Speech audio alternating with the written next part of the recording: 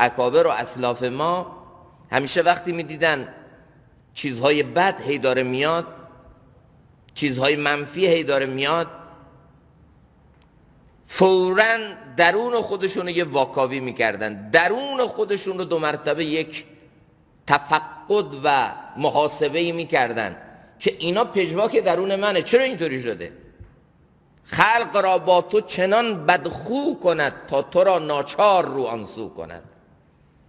گاهی وقتا میبینید تو قلبها نفرت آمده، عداوت آمده، خیلی تلاش کردی مردمدار باشی، اجتماعی باشی، خیلی تلاش کردی تا مهر طلب باشی و محبت دیگران رو به سمت خودت بکشی،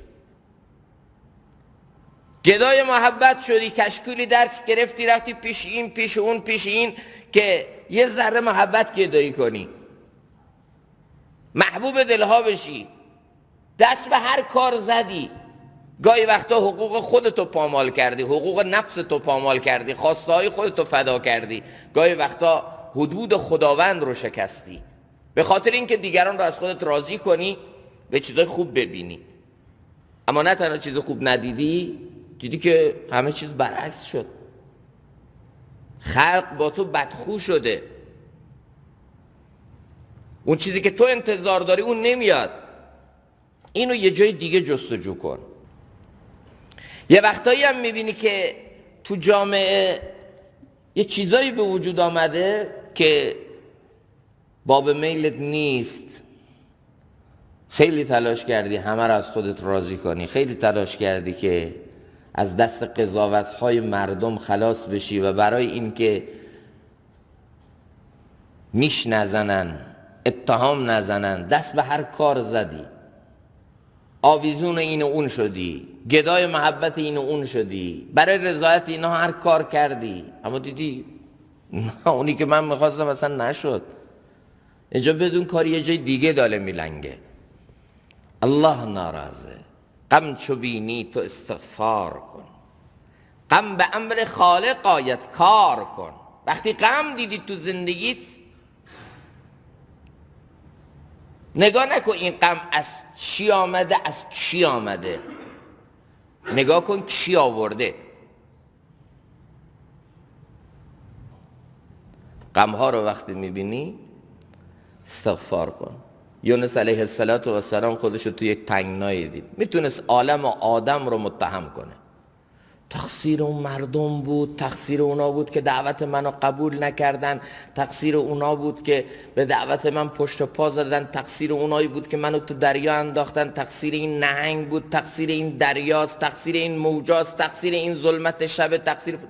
ما تو یه وقتی توی ظلمت و تاریکی گیر میکنیم اینطوریم نی؟ عالم و آدم رو متهم میکنه. اما یونس علیه السلام تو اون ظلمت ها و تاریکی ها فهمید مشکل از منه و نادا فی ظلمات، در همون تاریکی ها الله رو فریاد زد، لا اله الا توحید.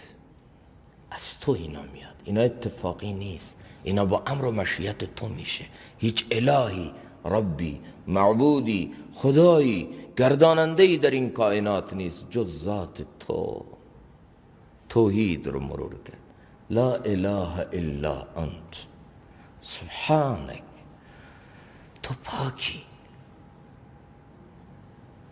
تو هر کاری که میکنی نه توش نقصه، نه توش عیبه، نه توش ظلمه، همه اینها منشأ کارهای تو پاکیه و تو گرداننده هستی و تو این گردش و تو این فعل و انفعالات پاکی. الله، من از تو گله نمی کنم، انی کنت من الظالمین،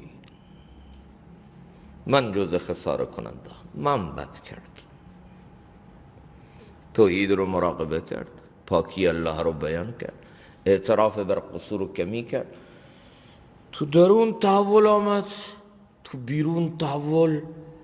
اون موقع الله تعالی همین نهنگی که تا چند لحظه پیش به ظاهر دشمن، همین دریا دشمن، همین تاریکی دشمن و یه بنبستی که به ظاهر هیچ راه نجاتی نبود، چون تو درون تغییر آمد فلولا انه کان من المسبحین للبث فی بطنه الی یوم یبعثون. الله تعالی میگه اگر این همین استغفار و همین تسبیح رو نمی کرد، تو عالم درون خودش تغییر نمی آورد، اگر توحید رو مراقبه نمی کرد، پاکی الله رو بیان نمی کرد، اگر اعتراف بر قصور و کمی نمی کرد، اگر به من متوجه نمی شد، للبث فی بطنه الی یوم یبعثون، تا قیامت تو همین تنگنا باقی میموند. این اعمال بود که این اسباب رو موافق کرد، این تغییر درون بود که عالم بیرون رو تغییر داد. غم چو بینی تو استغفار کن، غم به امر خالق آمد کار کن. الله میگه و نجیناه من الغم، و نجیناه من الغم، ما او رو از غم نجات دادیم. و نجیناه من الغم، ما او رو از غم نجات دادیم.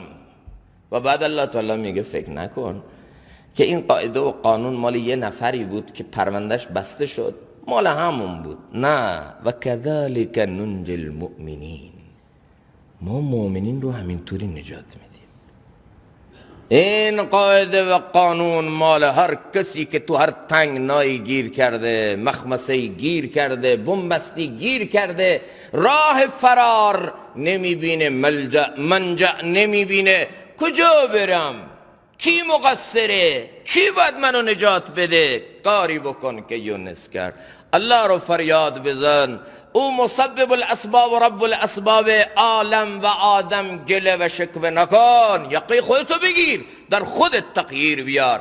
الله رو فریاد بزن، گذشته خودتو مرور کن، ندامت و شرمندگی از بدیهای خودت داشته باش. اون کسی که تو رو به ساحل امن و نجات میرسونه اون کیه؟ الله.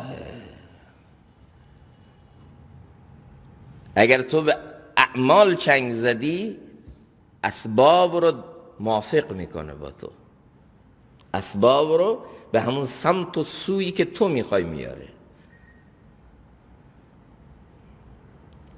لذا همه ما تلاش کنیم در خودمون تغییر بیاریم، تو 1.5 متر جغرافیای وجود خودمون تغییر بیاریم.